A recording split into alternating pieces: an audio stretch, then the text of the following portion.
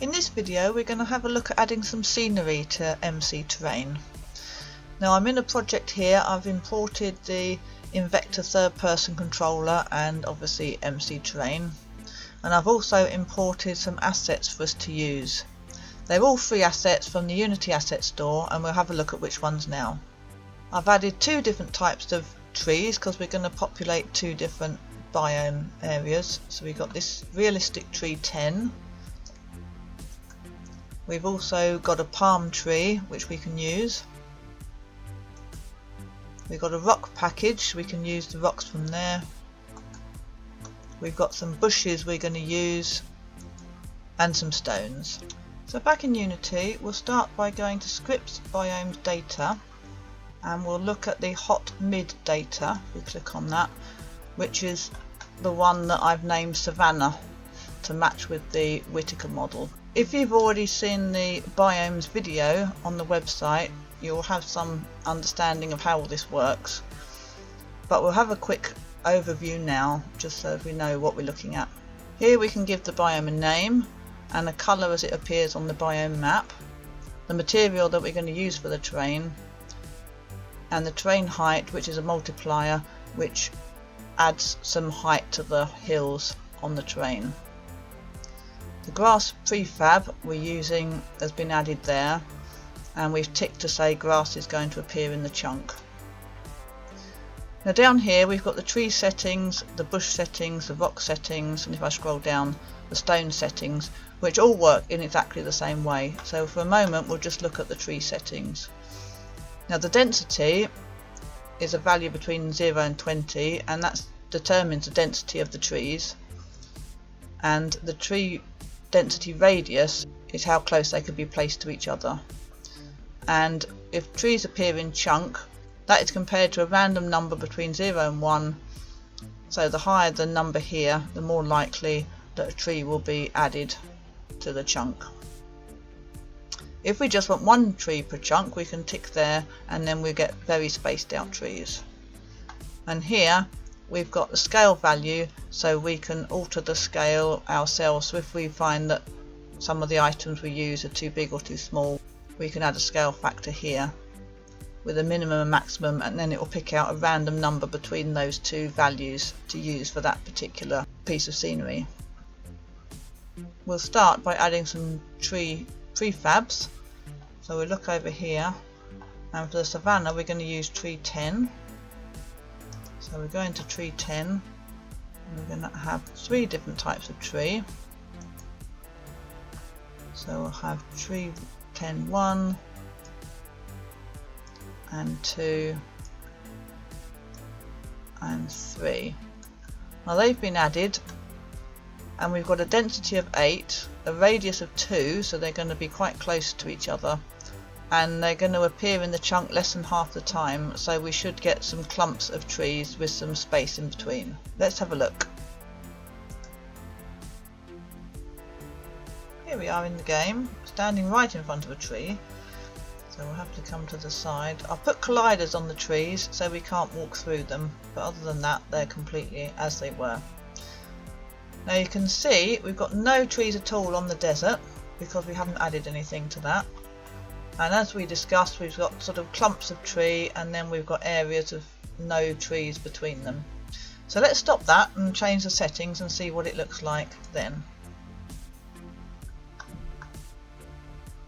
So let's lower the density, let's make it down to 4, and then make the radius a bit higher, and then let's see what that looks like now. We should have a bigger spread, especially if we raise that up.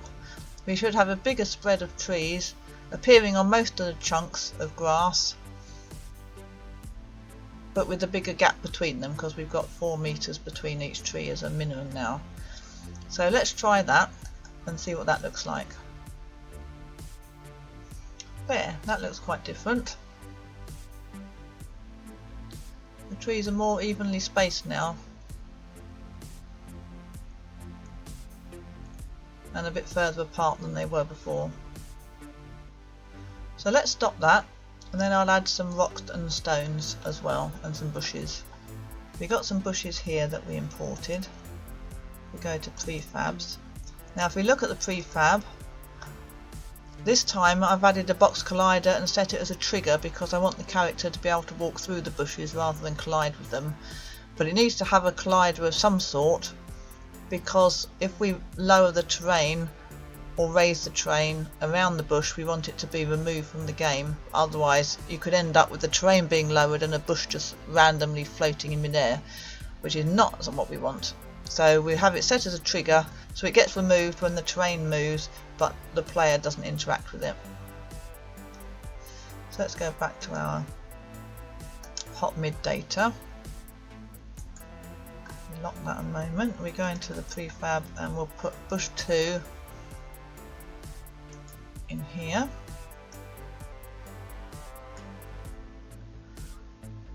And then we'll go down and add a rock. We've got some rocks here, rock package. Again we look for prefabs, and this time we're going to have rock 5.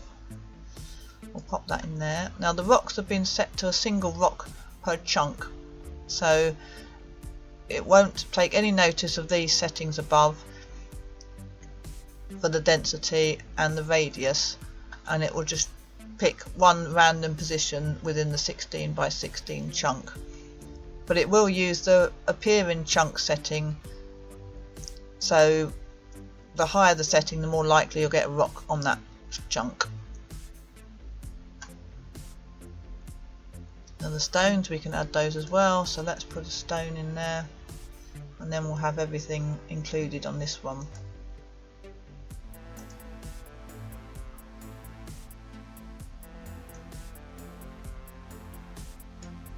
There we are. So let's press play and see what it looks like now. There, we've got a bit more in the terrain now.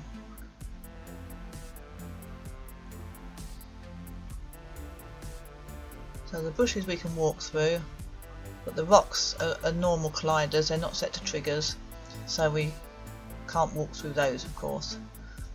Now we only use one rock prefab, but that prefab is rotated in different ways, so you get a variety of different looking rocks even from one single prefab.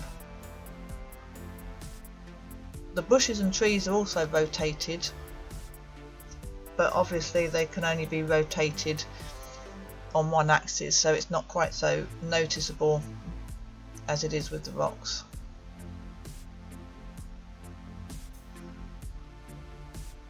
So if we stop that, we can populate the desert, and then we'll have 2 different biomes going at the same time.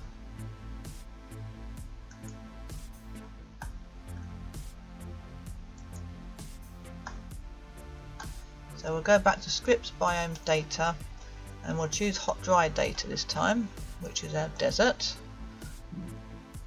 And this time we haven't got any grass because we don't want any grass in the desert, and we're going to add a couple of palm trees, so we'll put 2 there. So we'll open the palms, which is here, and we'll find the prefabs, and we'll have palm 1 and we'll have palm 4. Now these trees are only set to be a single tree per chunk, and we've got a 1/4 chance of a tree appearing in the chunk because we don't want quite so many trees in the desert. In fact, we could take that down even more because you won't get that many. Let's say 0.1. And then the bushes, we can add a bush to that. Let's have a look. There the bushes gone. Here we are, prefab. So let's have bush 1. And again, we've got a single bush per chunk set here. And the rocks, we'll add a rock. Again, that's single rock per chunk. And we'll add a rock. Let's have number 5.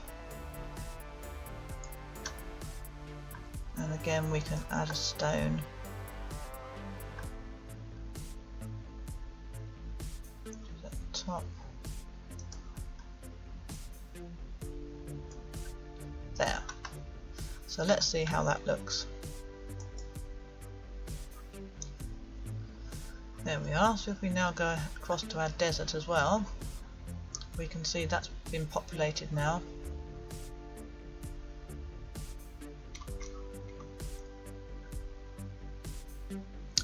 With our palm trees, our bushes, our rocks, and we can see the stones better on this one because we haven't got grass.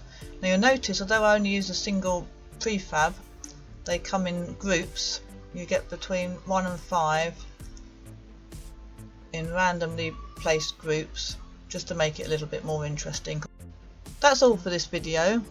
Check out the website for other videos and documentation on MC terrain.